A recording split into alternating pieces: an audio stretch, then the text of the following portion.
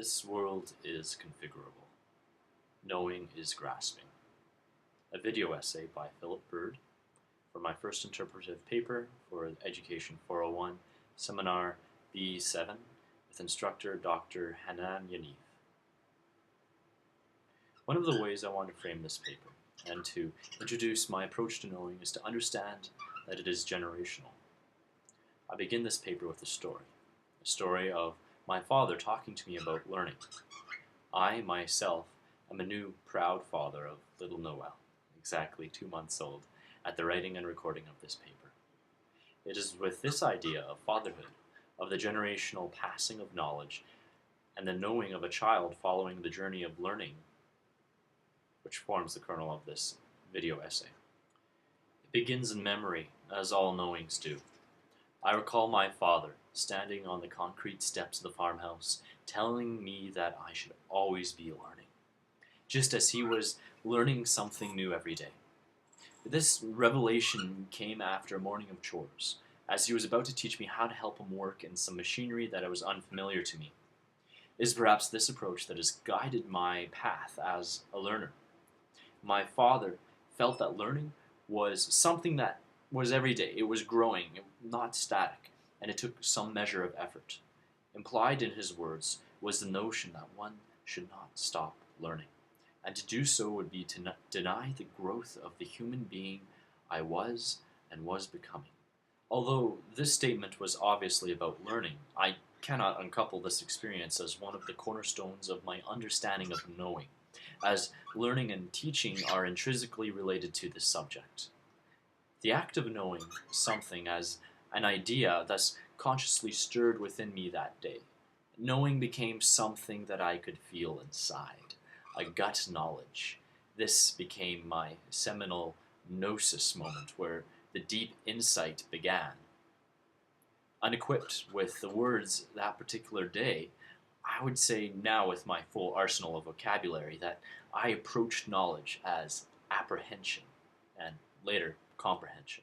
Apprehension, to me, is the idea of feeling the boundaries or edges, even the tangents of a thing. Often, this becomes a thing where I am aware of what I know of it falls short of its wholeness. In this fashion, Davis relates the role of consciousness, not to control but to orient, shining the spotlight on certain possibilities while ignoring others.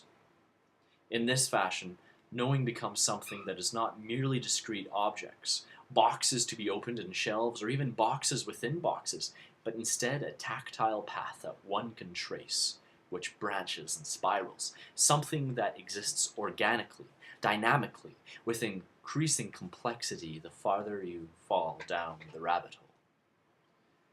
Take, for example, my daughter as she approaches this world of knowing. Not 4 days ago, I observed her beginning to interact with her environment.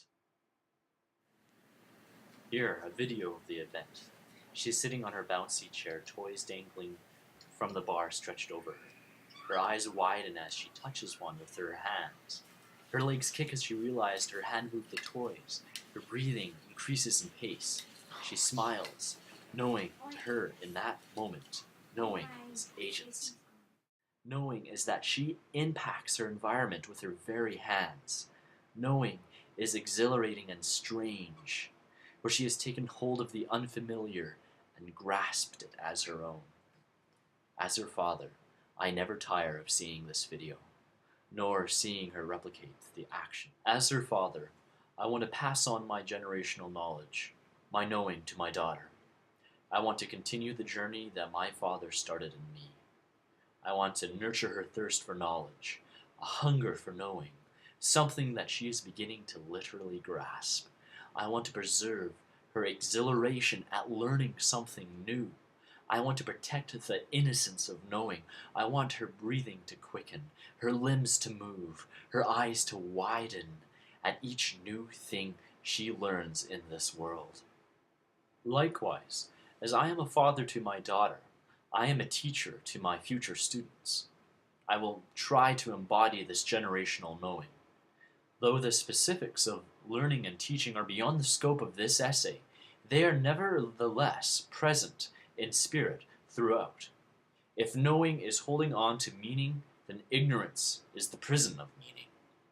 As a teacher, I want my students to hold on to hard-fought understandings, to discard ignorance, to break the shackles on the feet of their minds and spirits. I wish for them, as I wish for my daughter, to look into this world with the smile of excitement in their eyes, ready to fix the unfamiliar machinery, and to see that this world is configurable.